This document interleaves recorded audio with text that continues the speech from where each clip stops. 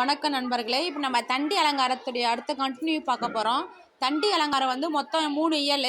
அந்த 3 இயல் என்னென்னு பார்க்கலாம். பொதுவணி இயல், பொருளணி இயல், சொல்லணி இயல், 3 இயல் மொத்தம். தண்டி அலங்காரத்தில் மொத்தம் எத்தனை இயல் இருக்குதுன்னு கேட்டாங்கன்னா 3 இயல்னு சொல்லிட்டு சொல்லலாம். அதில் வந்து பொதுவணி இயல்னா என்ன அப்படின்னு பார்த்தோம்னா, அதில் என்ன சொல்லியிருக்காங்கன்னு பார்த்தோம்னா, அதில் வந்து செய்யுள் வகைகளும் செய்யுள் நெறிகளை பற்றி தான் ஃபுல்லாக சொல்லியிருப்பாங்க பொதுவணி இயலில். இந்த பொருளணியலுக்கும் சொல்லணியலுக்கும் பொதுவான விஷயங்கள் அந்த பொதுவணியில் இருக்கும்.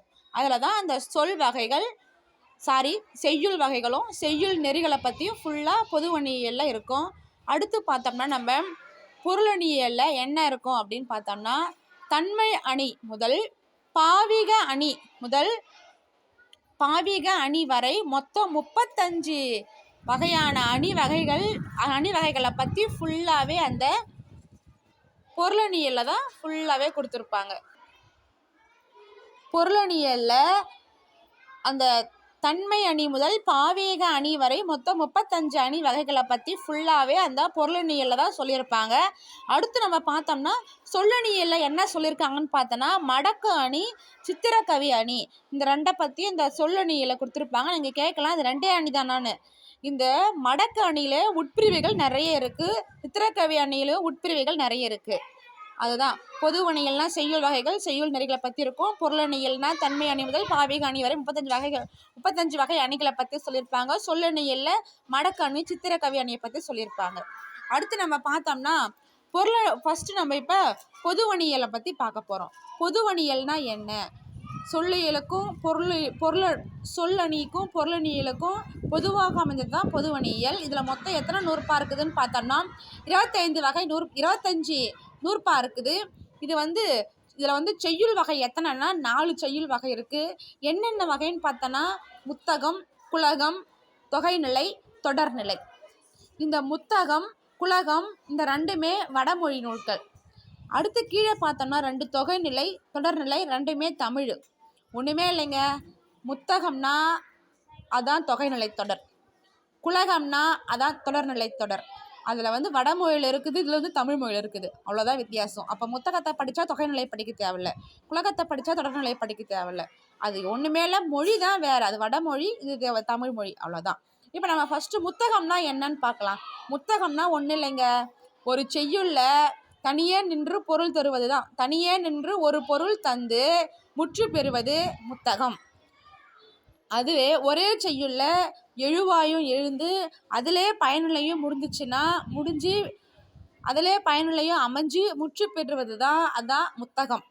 முத்தகம்னா ஒரு செய்யுள்ளே எழுவாயும் தோன்றி அதனுடைய பயனுலையும் அதிலே அமைஞ்சு முற்று பெற்றுச்சுன்னா, தொடராமல் அதிலே முற்று பெற்று நின்றுடுச்சுன்னா அது பேர் தான் முத்தகங்க.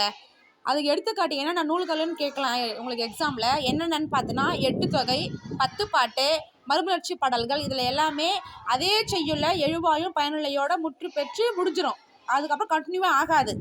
இதுதான் முத்தகம். அடுத்து நம்ம பார்க்க போகிறது குலகம். குலகம்னா என்ன அப்படின்னு பார்த்தோன்னா, ஒரு பாடலில் உள்ள கருத்தோ இல்லை சொற்றொடரோ அமைப்போ முற்று பெறாமல் எச்சமாக அமைந்து பல பாடல்கள் ஒருங்கிணைந்த நிலையில் முற்று பெறுவது குலகம். ஒரே செய்யுள்ள முடியாமல் அதனுடைய கருத்தோ சொற்றொடர் அமைப்போ எதுவோ அடுத்தடுத்த பாடல்களுக்கு கண்டினியூவாக தொடர்ச்சியாக போயிட்டுருக்கோம், அதுதான் குலகம். அதுக்கு என்னென்ன எடுத்துக்காட்டு நூல்கள்னு பார்த்தோம்னா, நம்ம என்னென்ன நூல்கள்னு பார்க்கலாம். சீவக சிந்தாமணி, கம்பராமாயணம், பெரிய புராணம். இதனுடைய கதைகள்லாம் பார்த்தோம்னா, இதனுடைய இலக்கணங்கள்லாம் பார்த்தோம்னா ஒன்றுத்திலே முடியாது. சீவக சிந்தாமணியில் தொடர்ச்சியாக செயல் அடுத்த செயல் போயிட்டுருக்கோம். கம்பராமாயணமும் அது மாதிரி தான். இதுதாங்க குலகத்துக்கு எடுத்துக்காட்டு பாடல்னா இதுதான். அதுக்கு எக்ஸாமில் கேட்க வாய்ப்பு இருக்குதுங்க. அடுத்து இன்னொன்று தெரிஞ்சுக்கோங்க, 1 மார்க்கில் கேட்கலாம்.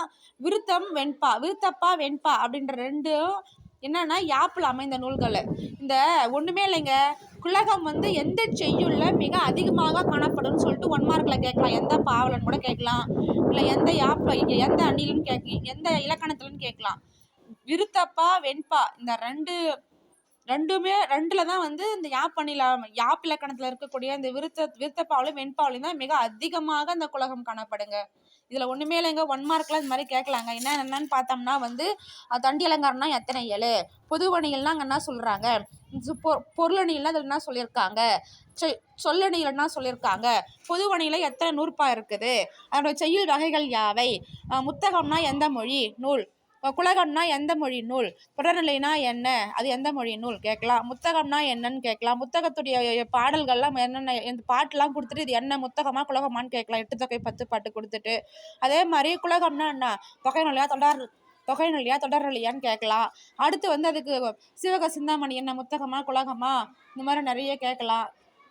மடக்கணியன்லாம் கேட்கலாம். கம்பராயணம் கேட்கலாம். அப்புறம் விருத்தப்பாவில் குலகம் வருமா, குலகம் வருமா, அடுத்து வந்து முத்தகம் வருமா, தொகைநிலை தொடர்நிலை வருமானலாம் கேட்கலாம். இந்த மாதிரிலாம் கேட்கலாங்க. அடுத்து நம்ம பார்த்தோம்னா ஒன்றுமே இல்லைங்க. முத்தகம்னா முற்று பெற்றுங்க, குலகம்னா முற்று பெறாமல் தொடர்ந்து வர்றதா முத்தகம். அவ்வளோதான், ஈஸியாக ஞாபகம் வச்சுக்கலாம்.